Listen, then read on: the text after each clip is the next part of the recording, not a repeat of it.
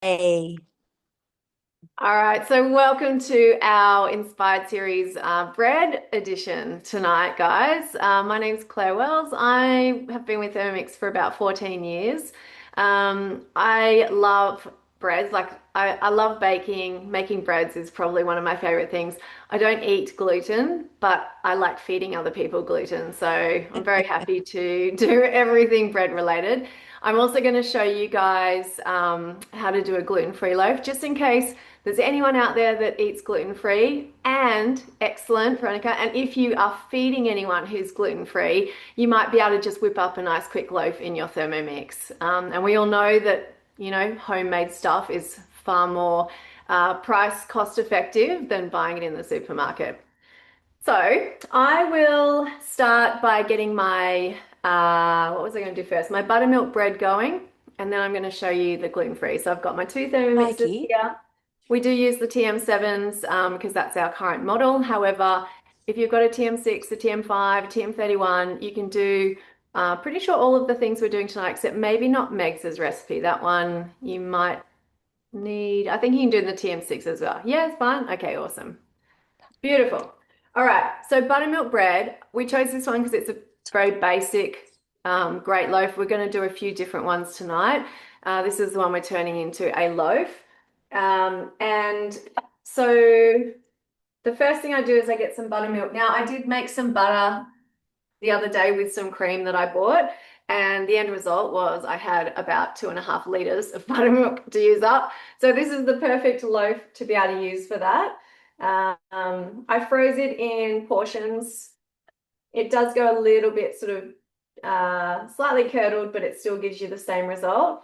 If I don't have buttermilk, I just use milk and a little dash of lemon juice or vinegar just to give it that slight sourness.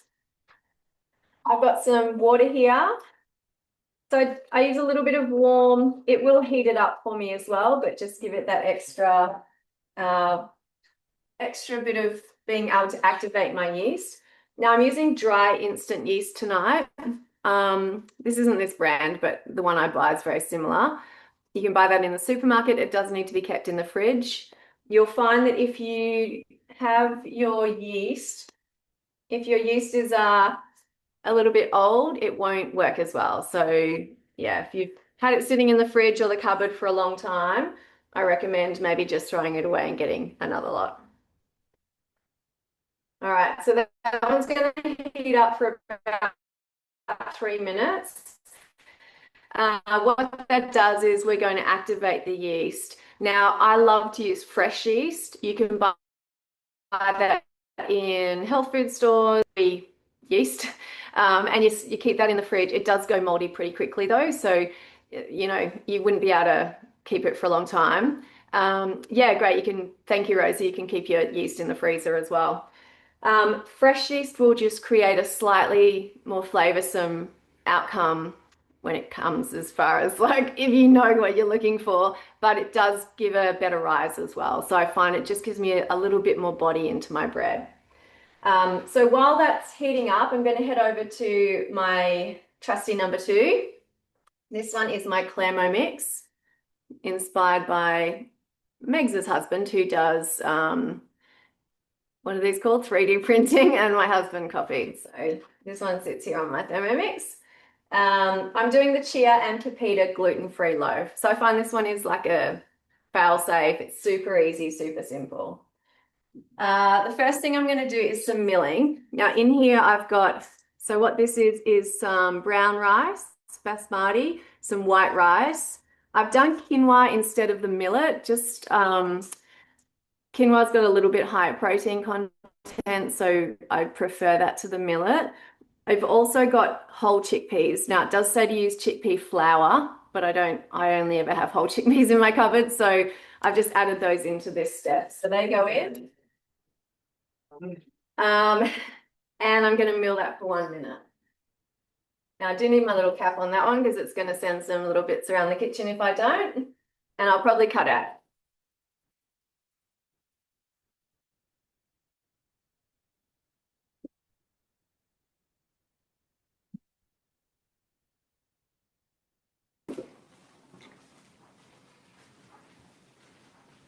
loads, Vicky.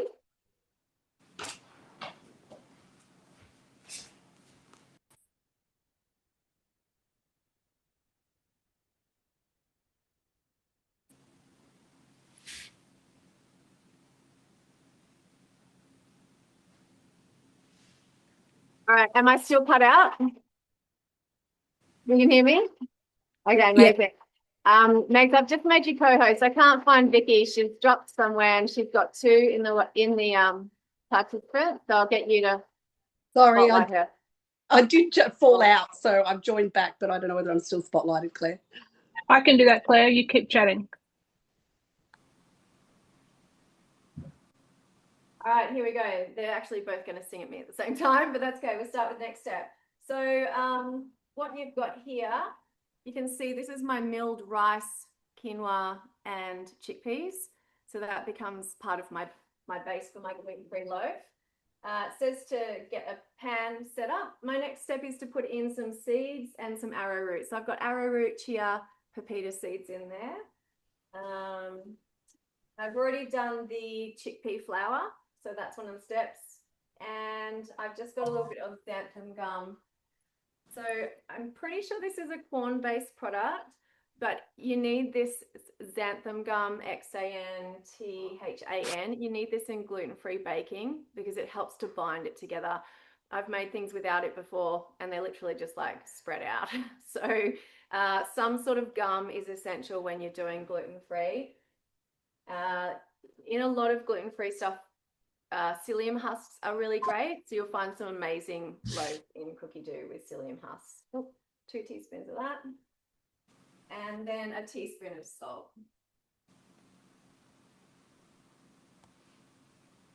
All right.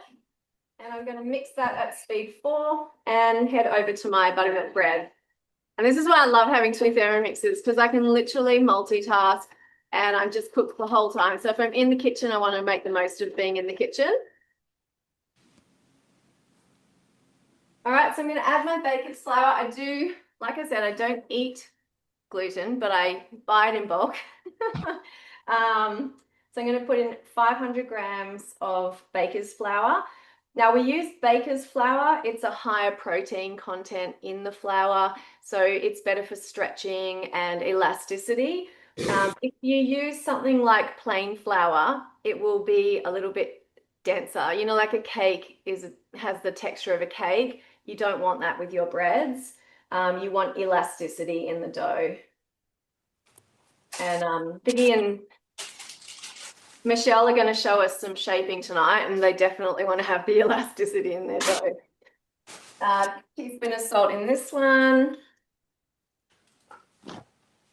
One of the beautiful things about making your own breads, I mentioned before, saving money, but also being able to, you know, change the ingredients, put in ones you want, take out ones you don't. If you're a little bit salt-free, then you can, you know, not have salt in. If you like it extra salty, add more. All right, so that one's going to knead for 3 minutes. Now, what I might do is I'm going to bump that up to 6 minutes. So I find 6 minutes is a really great time to knead your bread. So you can just adjust that.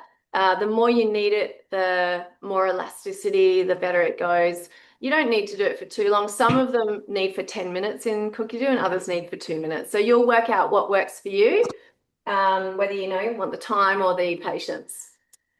Now back to my gluten-free bread. I've just got my flour mix. So that's what I've done initially with my milling. So they all go in there.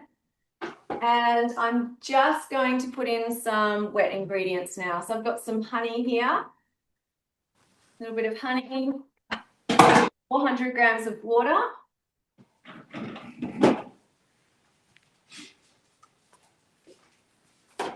Not quite. Look at my cool jug. This is like a new Mix Shop edition. It's our consultants. We just earned them, did you guys? Or you're earning them now? Earning them now. So we always get an opportunity to earn new products. So this is our new Thermomix jug. Insulated, and it does have a lid as well. I've just taken it off for this moment. Another little bit of yeast in here.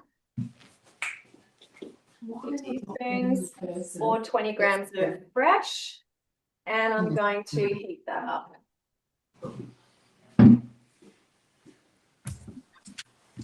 I'm also going to be using the sensor. Now, if this one is a thermometer, we use this for meats and breads and cakes, anything that you're baking in the oven. You can use it in your Varoma, you could use it in your barbecue. And it's just a way for you to keep an eye on the internal temperature of what you're cooking. So it's precision at its best. You know, you don't have to think about, you don't have to test it and take it out. You just know. It'll tell you on the app on your phone when it's ready. So I'm going to use this one for the gluten-free loaf of bread, because I find sometimes with things that are maybe artesian loaves or gluten-free, things are a little bit denser on the inside. It's hard to know. Whereas with a basic loaf of bread, a little tap and it sounds hollow and you know it's done. And so I'm going to use this one on the gluten-free one, and that means I don't have to think about how long it's going to take and when it's ready. So I will show you how to hook that one up once we get there. It's got a little, because the gluten-free is going to be a batter, not a dough, I'm going to need to use this little device.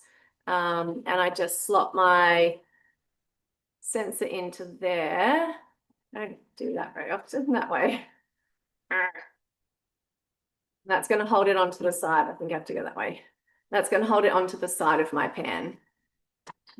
So I'm using the rose gold pan from the Mix Shop. Now, Vicky, you might know the answer to this. I'm doing the buttermilk bread. It's got 500 grams of flour and almost 300 grams of water.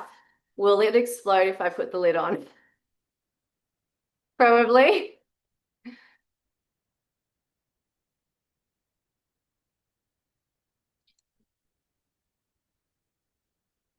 You're still on mute, Vicky. Yeah, I know. Awesome. It depends. I actually use the Thermo Mama loaf instead of the jumbo loaf. I find if I use the larger one, which has the more flour, that it can rise too high. So yeah, okay.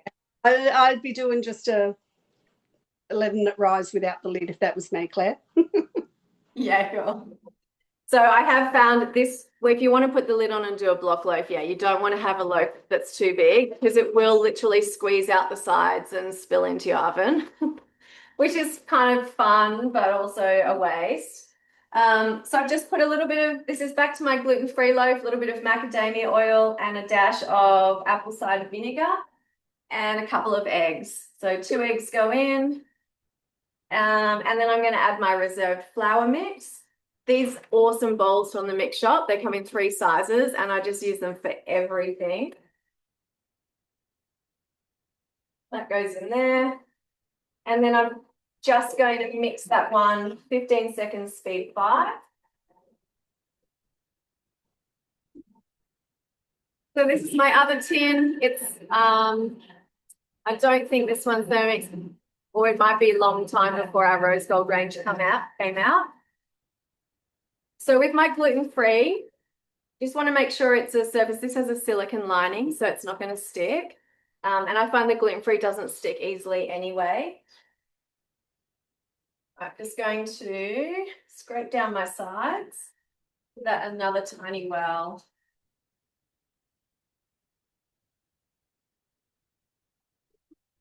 So how much, has anyone here tried to buy a gluten-free loaf of bread recently? Does anyone want to give like, I think they're like $7, $8 in the shop for a tiny little thing, which is not very nutritionally dense at all.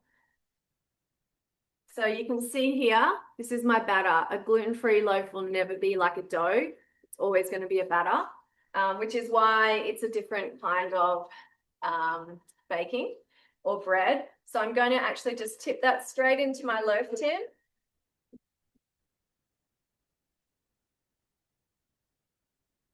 The trick with good gluten-free is you want to have about 4 different types of grains. So using all of the same, like if I just did all rice, it would be like a rock. If I just did all buckwheat, it would be like a rock. So you want to kind of mix it up and have a bit of a variety. You also want to have some starch in there. So the arrowroot was my starch. You can use things like, different starches would be corn flours. I usually sometimes do cassava as my starch. It's a bit more dense, but it's healthier. So yeah, so I don't think I'll be able to, with the height of my pan, I'll put it in later because it'll be sitting on the top, but my dough is going to rise. So I'm actually going to leave that aside for probably like 40 minutes. We'll see if we've got time at the end for me to put it in the oven, but I'll leave that in a warm spot. And I'll just take you guys to but how quick was that, right? To make a whole gluten-free loaf of bread. And the proving and the baking, that's the easy part. All right, here's my 6-minute knead of buttermilk bread. I'm going to put that on. This is a brand new Thermomix mat. So these are going to be replacing the green ones that you get used to get.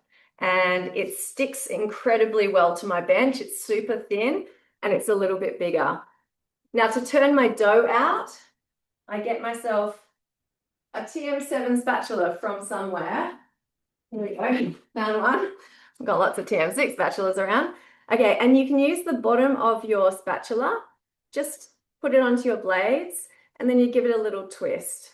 So you can twist it all the way around or just each way, and that helps to release the dough off the blades. Now, this is a reasonably sticky dough. So what I'm going to do, put that back in. I'm going to put my lid on, and I'm going to take myself up the top here. In your cooking center, you can go to manual mode. And in manual mode, I'm just going to flick the dough off the blades at speed 8 to 10, whichever comes up first. Don't it? I'd love to have inbuilt into the recipes is like manual is actually a speed 10 flick off the sides. I have to recommend that to avoid work. So that then shoots my dough, the leftover bits of dough out to the edges, and I can scrape that out onto my mat. All right. So that will then sit there. I might get a little bit of flour or oil and just brush it slightly. We're going to wrap that up and prove it. Now I'm going to prove that until it's doubled in size, and that's when it will get to where Vicky and Michelle's is a little different because she's doing naan, but probably where Vicky's is at. So I think that's probably all from me for now. I'm going to pass you guys over to who was next? Who's up next? Me. Vicky. Awesome. Thanks, Vicky. You. Hi, everybody. I'm Vicky. I'm a consultant in the Wollongong area. I love making bread. It's one of my favourite things to do. And yes, you save a lot of money, but you also know exactly what's going in there. So less preservatives, etc. I've already pre-made my dough, which we've got here. So I'll just move my camera down so that you can see a little easier, hopefully, the dough. Is that okay? Yep, that's great. Right. Okay. So the first part of what we do when we have our dough that's risen is we give it a little beat around and knock the gas out of that bread.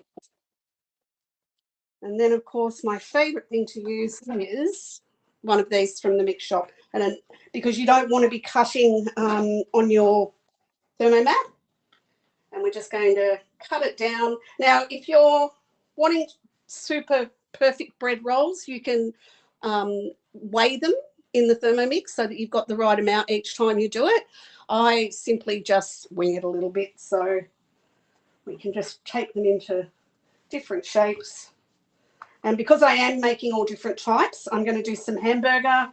We'll do a few different knots, a plat, a couple of other unusual twist and turn knots, and a hot dog bun as well. So this is all about the different shaping. Now, I tend not to use flour, but I do have a little bit of flour here in case it gets sticky. As I said, I'm using the Thermo Mama dough, which I find is really good. It's a 6-minute knead as well, as Claire said. So the first thing we need to do is move them all over, out of the way. And with this one, let's just do a plain roll. Now, it's really important when you're doing your bread roll that you stretching and you're putting that tension on the bread, because that allows it to proof a little bit better, and it shows that it holds its shape. I personally like to do my bread rolls by pushing the dough back up through here like that, and then simply rolling around.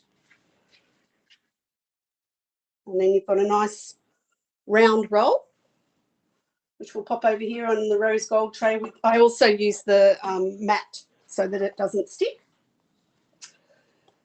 So now let's try a couple of other ones. Same thing. Now, if you want to do it this way, you can pull the dough, stretch it, and push it back into the middle. It's the same principle as what I was just showing you then. So it's really entirely up to you, but you're making a nice smooth surface, and then we're rolling it around to give it that shape. Now, the first thing we can do is to do something a little bit fancy, and I'll show you what they are like once I've done them.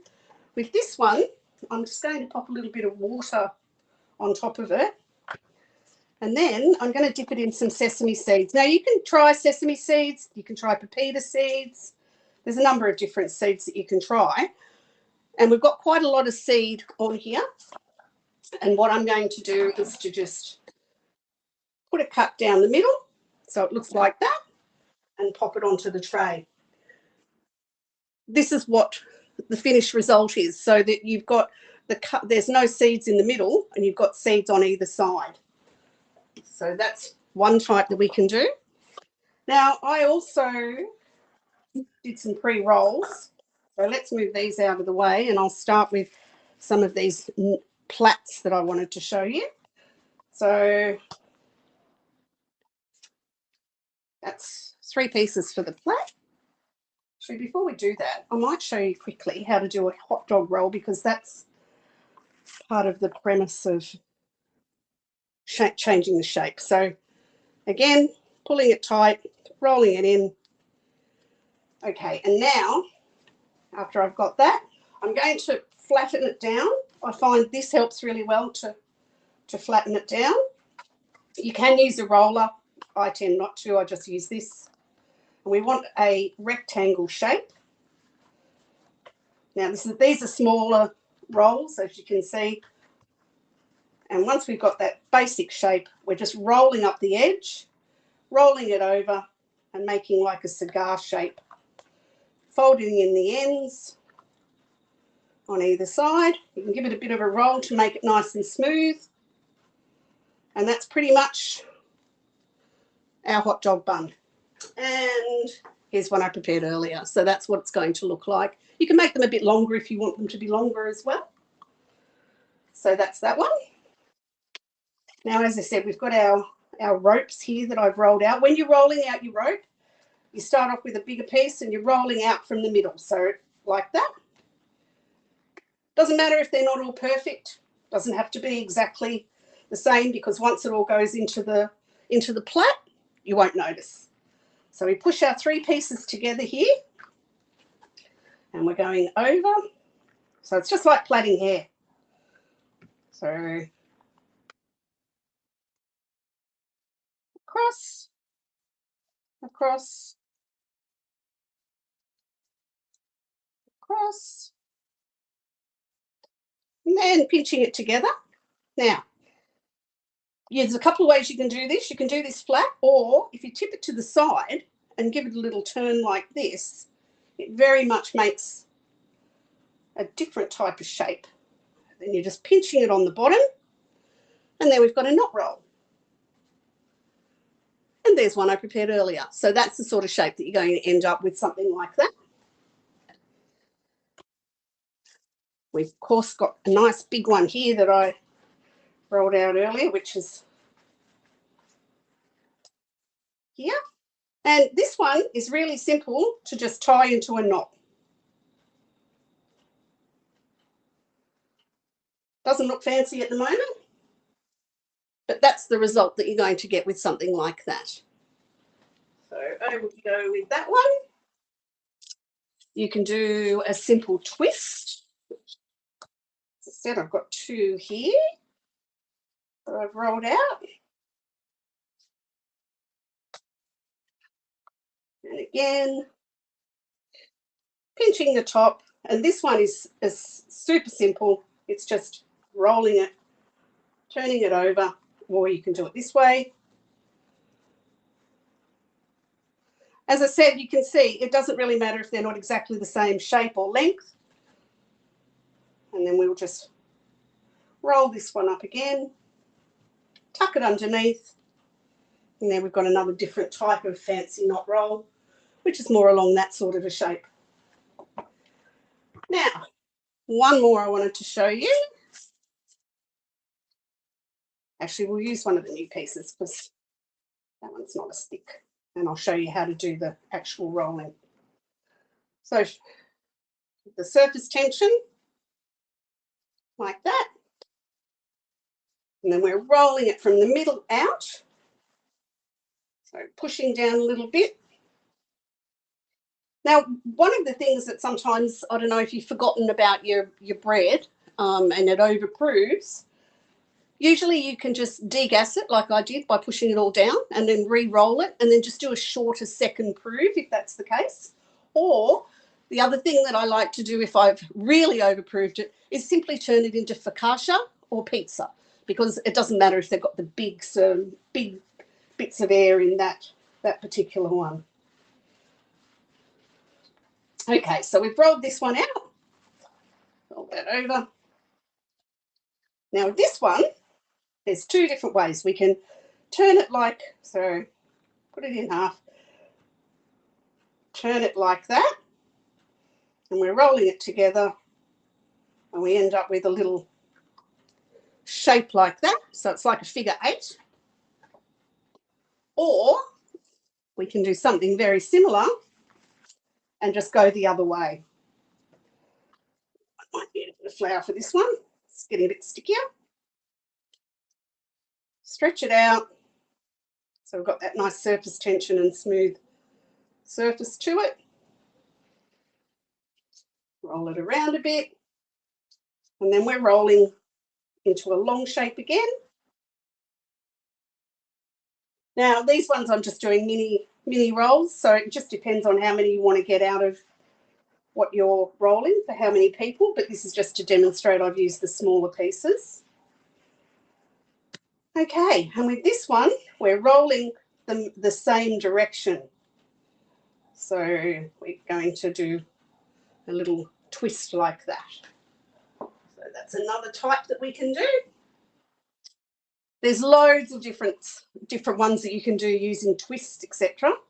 Now, with a hamburger one, there's a couple of ways you can do it. Again, we're spreading that surface tension, rolling it around to make the bottom nice and flat. Now, you can simply flatten it out so it's nice and flat.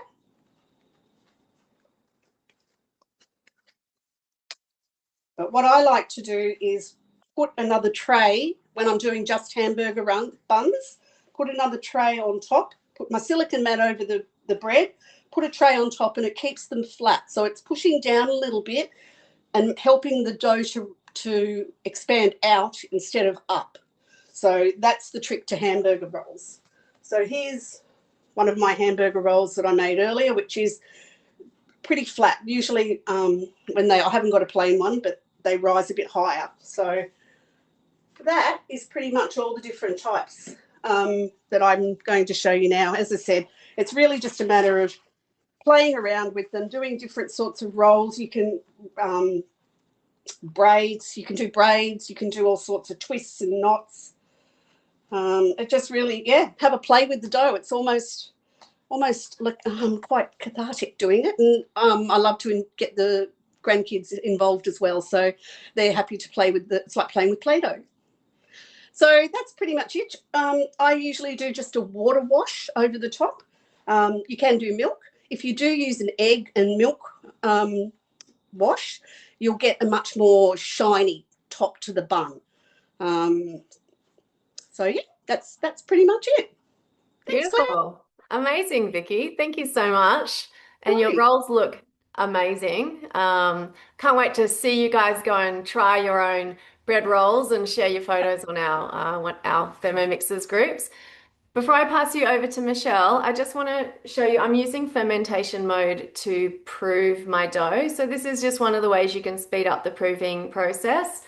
On your TM7, you've got fermentation mode, and it just sets it at a nice even 70 degrees in the bowl, but ambient up inside the Varoma. So I've got my dough proving up in there. I've also set my tin to show you my sink. I've set my tin in a sink full of warmish to hot water to help my gluten-free loaf prove a little bit faster as well. All right, Michelle, over to you. Hi, Claire. Hi, everybody. So Michelle Turner, I'm one of the consultants in Canberra, and I thought I'd do a bit of internet kind of demoing. So I haven't really done this too much before, just the setup of the computer. So I'm just going to show you a dough. So this is our naan bread, and it looks kind of flat. It's actually plain flour that I've used with some baking powder. And it's also got oil, so some olive oil in there and some yogurt.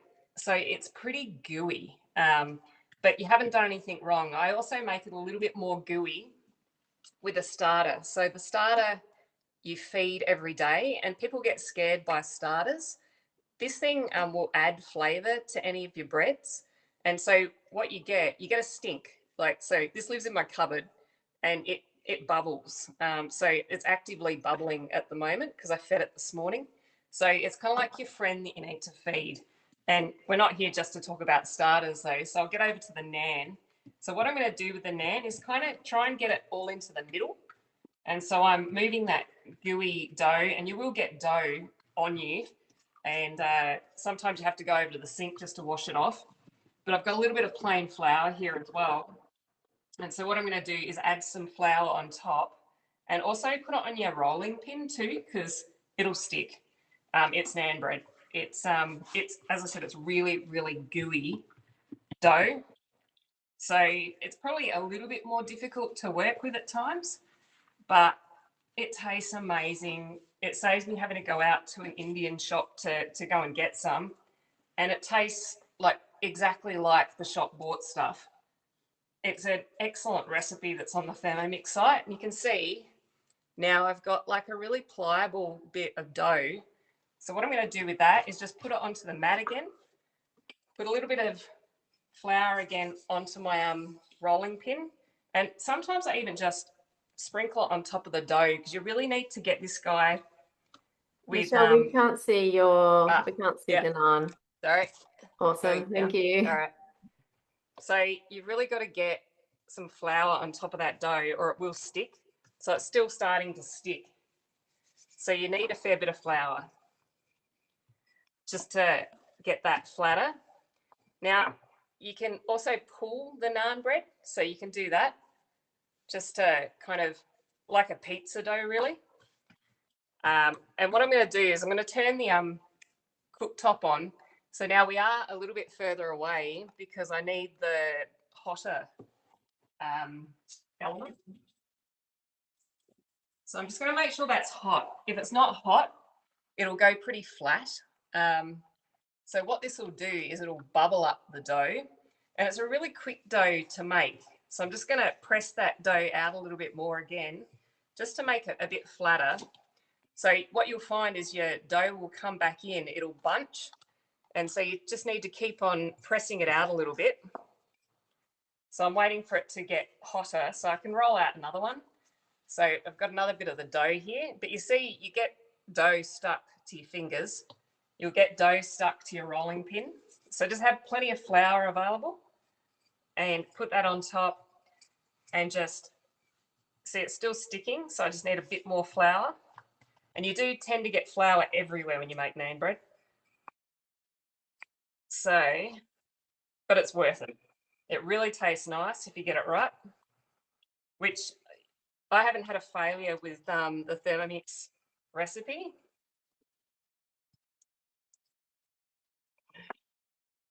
Rightio. And sometimes you can put a little bit of olive oil on your pan, or you can do it dry. I'm going to put a little bit on there. So just wait for that to heat up a little bit. So you can have your pan smoking hot, or you can just have it warm. If you have it warm, it'll be a little bit flatter, the bread, when you get it finished. I'm just going to lift that up a bit.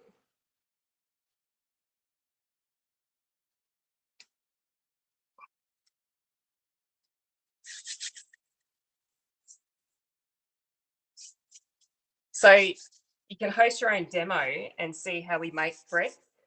And the demos are really good to learn some different tips, because at every single demo, we talk about different things. And customers even bring up some ideas and different, things that we should be doing, and help basically with the demo or at the demo.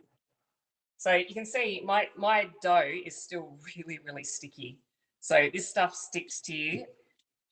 You definitely need a lot of flour. And I'm just going to take you over a bit closer just to watch this pan. Ooh. If it's too dry though, Michelle, it doesn't stretch much, does it? It's No, you don't want to. solid. Yeah, you don't want to dry it out. So I'm just trying to show you the bubbles.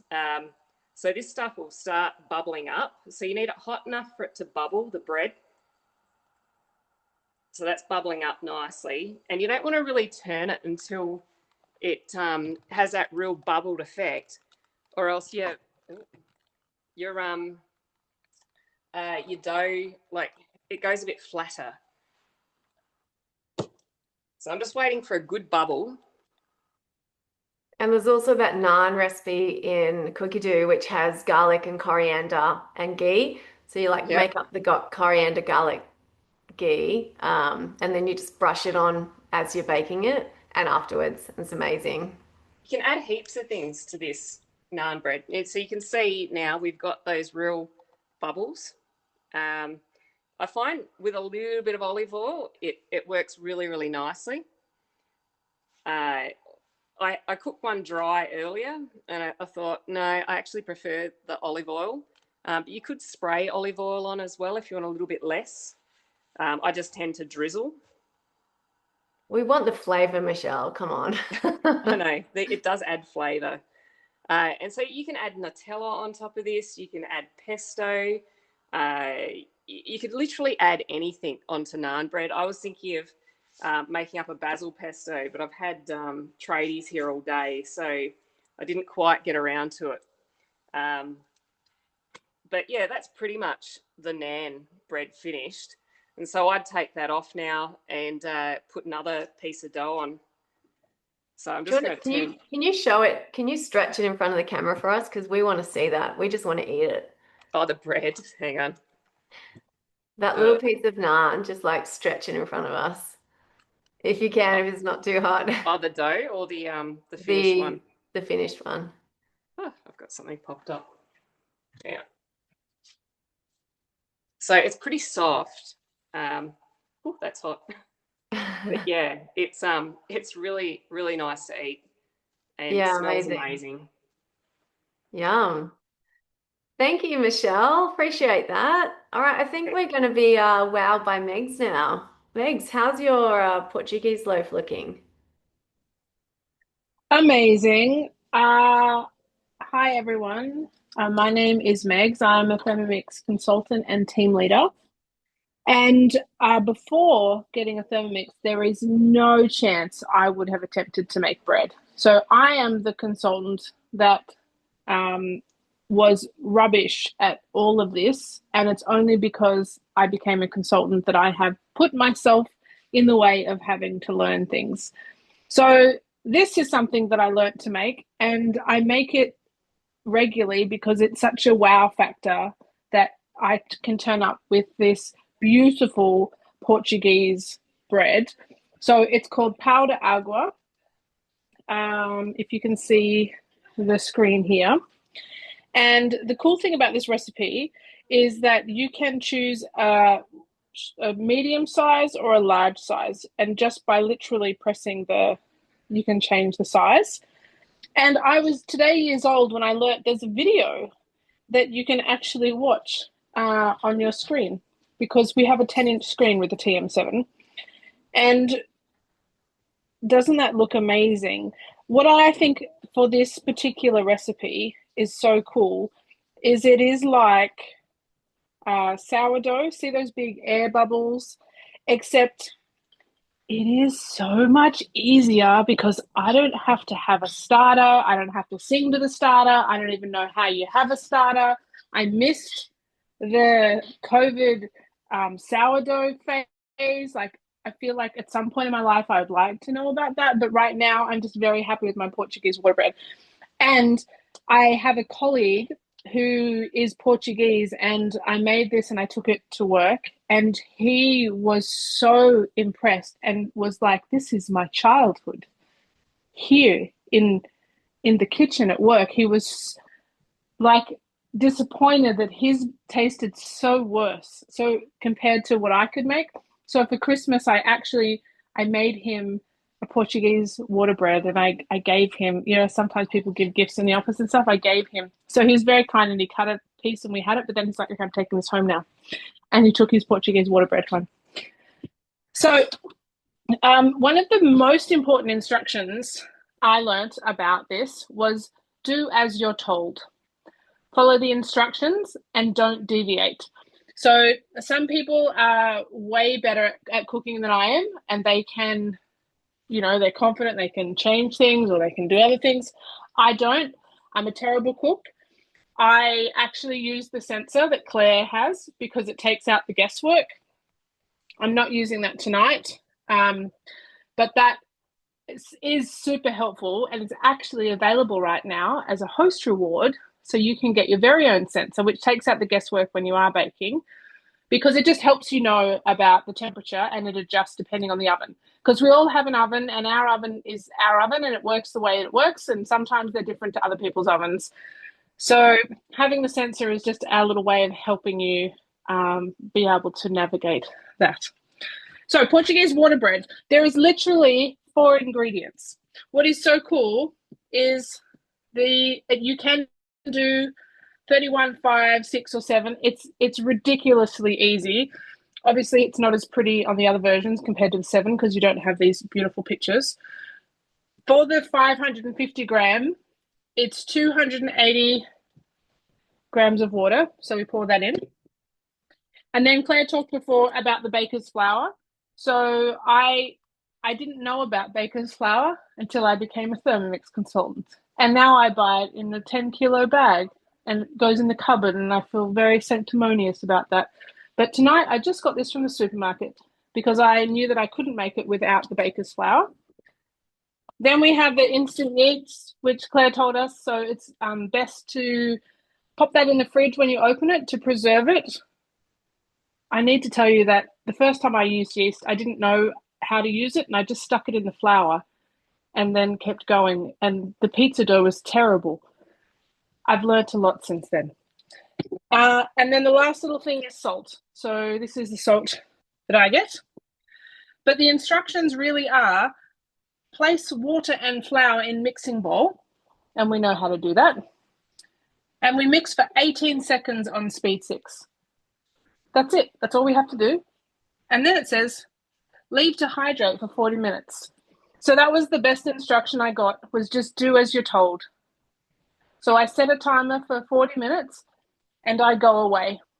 And then when the timer comes back, and to do that, I can just pull that down and I can add my timer and I can say 40 minutes, 1, 2, 3, 4. Fantastic. And I can do that. Okay, fast forward.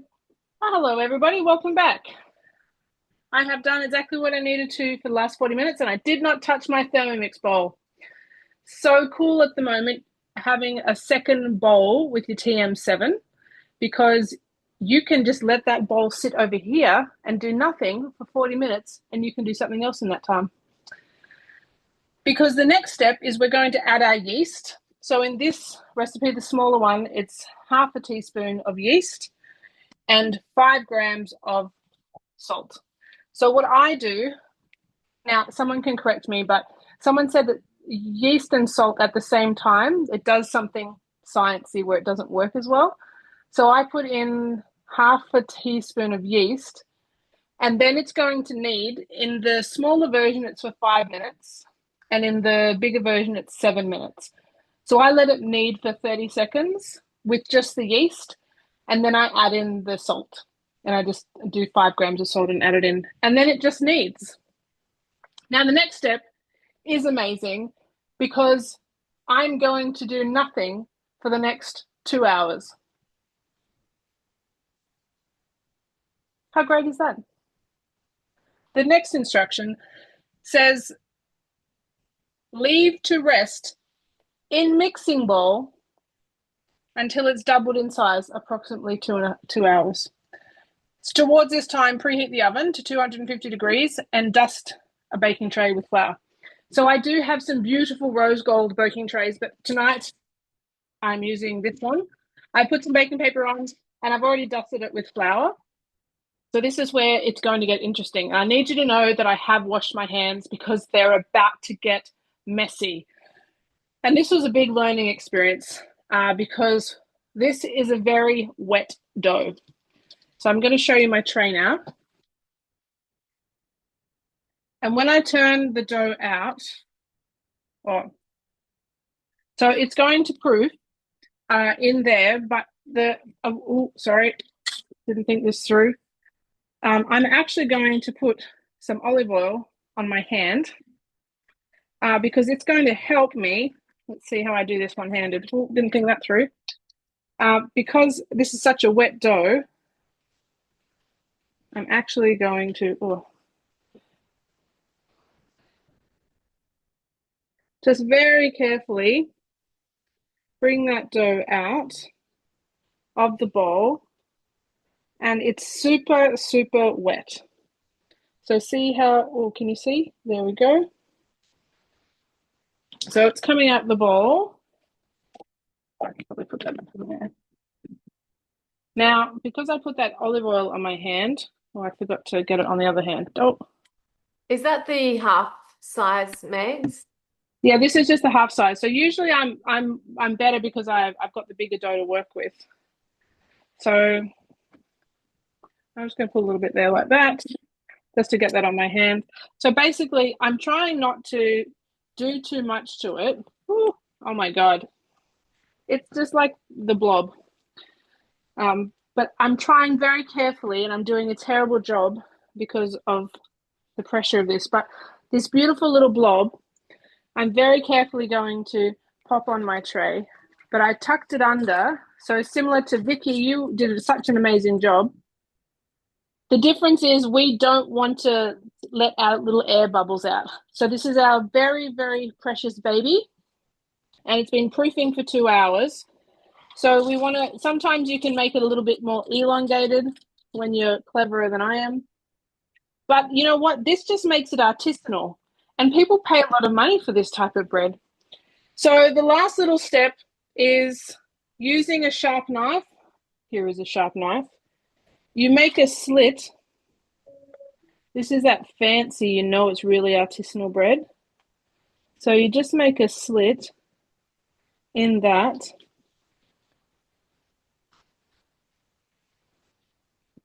And it's like precision, right? Like you're basically a surgeon on this loaf of bread.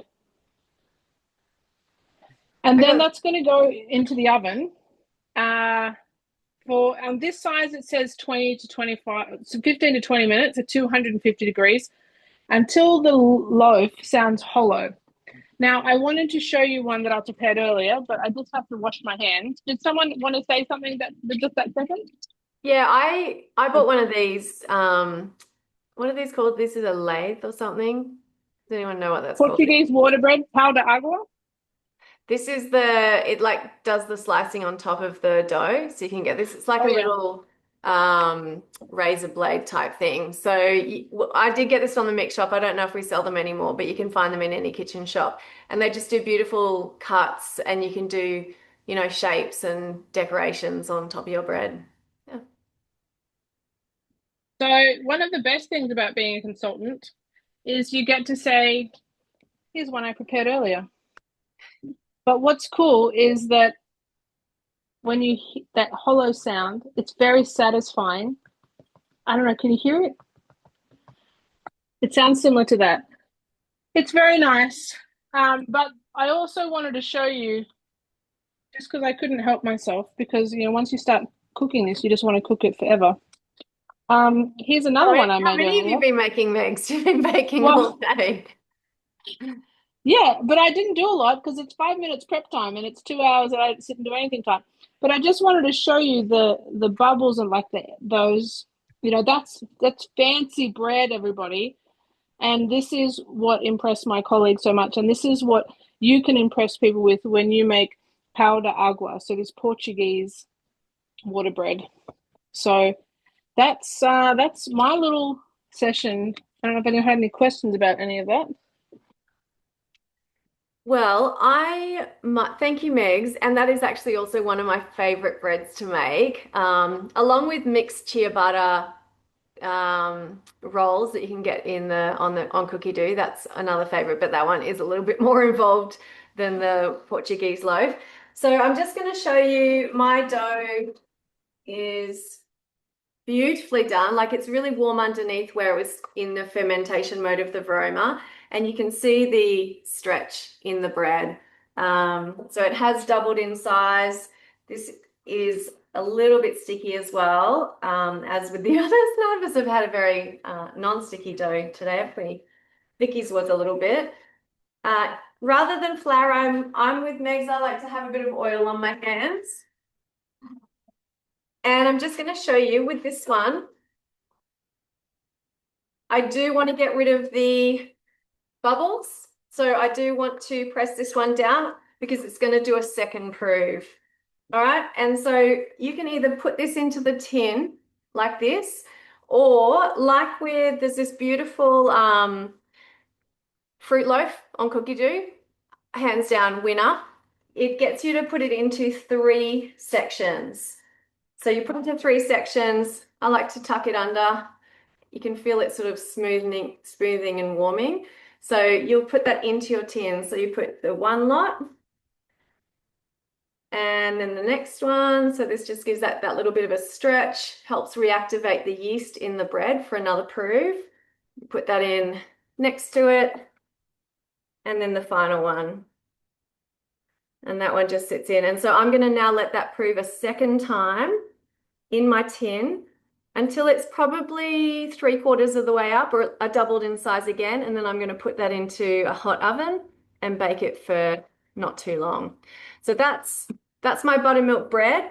If I want to put some seeds on, I'll just brush it, like Vicky said, with a bit of water and sprinkle it with some seeds. Now, the second thing I've got is this one's actually ready to go because it was in the, I've just knocked it a little bit. So with your gluten-free bread, you kind of want to catch it when it's just at its peak, otherwise it will sink in the middle. I think I've probably overproven it just slightly, but it will still be fine.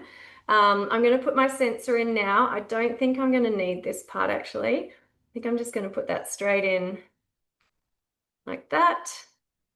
There's a little mark on it, which is how far you want to go in. And I want to try not to bang that as much as possible because it's all aerated. There's a whole bunch of air in there. It won't prove anymore. And that's the thing with gluten-free is once you've got it at its rise, that's as far as it's going to go. But you don't want it to go too much. And again, if you don't do it enough, it'll be a little bit like a rock. So I'm going to very carefully put that in my oven. I'm going to connect my phone to my sensor, which is through an app called the Cooking Center. It looks a little bit like the Cookie Dough app. And I'm going to select my sensor. I'm going to click on there and I'm actually, if I use my recipe, it hooks me up. So I go into my Tia and Pepita. It says preheat oven, yep, brush, sprinkle with seeds, insert my probe. So I'm going to monitor with my Thermomix sensor, yes, and okay, I'm good to go. So my Thermomix is now also talking to my sensor, and so is my phone. So next, and click on that, and it wants to get to 96 degrees. So that's it. And then once that's done, I don't know how long it's going to take, the sensor will tell me and my Thermomix will tell me that my bread is ready. So I think, do we need to get a little bit of a photo? And also, does anyone, if you have any questions, put them in the chat. I've put the recipes in the chat as well. If anyone would love to find out more about coming on board earning a Thermomix, we've got this beautiful Earn With 4 promotion at the moment. And so you've got 3 months to sell 4 Thermomixes and literally pay for your TM7 in full. Or you could come on board and get it at a discounted price. You know, one sale will save you $650. You might have a bestie you want to share bread recipes with and you want them to have a Thermomix alongside you. So consider hosting a demo with your consultant. Consider coming on board and just having a good time, learning lots and sharing your passion for Thermomix, because ultimately that's what we get to do. We've got some, a fun trip to Singapore coming up in the final moments of qualification for us, which is also really exciting in the consultant world. But yeah, be involved as much as you can. And if you want that next step, then just come along and find out what it's all about. I am going to share that fruit loaf in the chat, so give me 1 sec. It's called the Spiced Fruit Loaf. It is amazing and far healthier than the fruit loaves you'll get in the supermarket. There you go. And while you're doing that, Claire, I've just put my bowl on to do a pre-clean because Shelby's having to do it myself, and there's dough mode, which means that it's going to get the dough off the blades and it doesn't heat the water until later in the cycle. And yeah, I can stand here and chat to you while it's washing itself. Amazing. All right, well, we're going to stop recording. If anyone has questions, we're going to stick around for a moment. And I just put my bread in the oven. Okay. Does everyone have their bread so we can take a photo? I don't have my gluten-free, but oh well. I've got 3 ball buns. Okay. I'm going to hide the bit that I took a chunk out of it. Awesome. All right. Thank you so much, everyone. Really appreciate you joining us tonight, and go and bake some amazing and incredible bread.